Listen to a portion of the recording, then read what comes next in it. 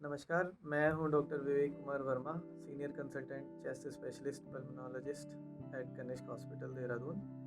तो आज हम जो बात करने वाले हैं वो विषय है पुरानी खांसी, जिसे हम क्रॉनिक कफ भी बोलते हैं। अगर हम इसकी डेफिनेशन की बात करें तो 2 महीने से ज़्यादा अगर खांसी किसी की होती है तो उसे बाय डेफिनेशन पुरानी खांसी कहते हैं। लेकिन अमूमन तौर पे देखा गया कि अगर खांसी बहुत लंबे समय से चल रही है और वो ठीक नहीं हो पा रही है तो उसे हम पुरानी खांसी तरह से देखते हैं।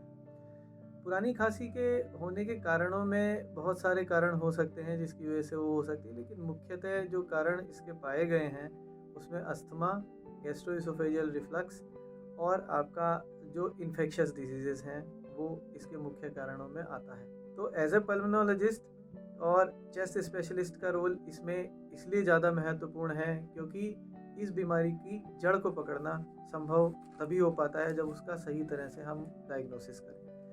अगर हम इस चीज़ की जड़ तक पहुंच पाते हैं तब ये सही हो सकता है या नहीं हो सकता है, और सही करना ज़्यादा आसान होता है। तो इसके लक्षण सूखी खांसी या कफ वाली खांसी, दोनों ही तरह की खांसी हो सकती है और जो लंबे समय तक चली आ रही है।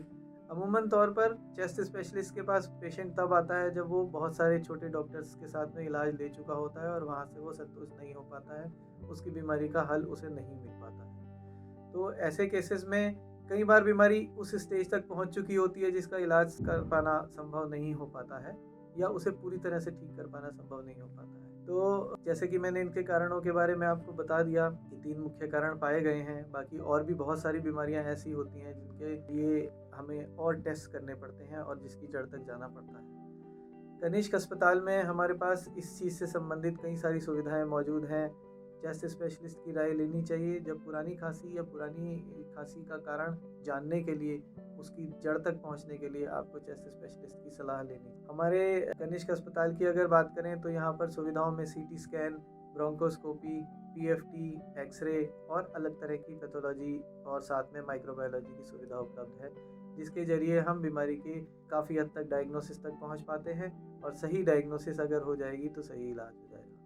सबसे इम्पोर्टेंट संदेश यही है कि अगर आपको कोई भी पुरानी खांसी या कुछ इस तरह का है कि जिसके इलाज संभव नहीं हो पा रहा है, आपको लगता है कि ये श्वास रोग से संबंधित हो सकता है या आपके फेफड़े से संबंधित हो सकता है, तो आपको चेस्ट स्पेशलिस्ट की सलाह लेनी चाहिए।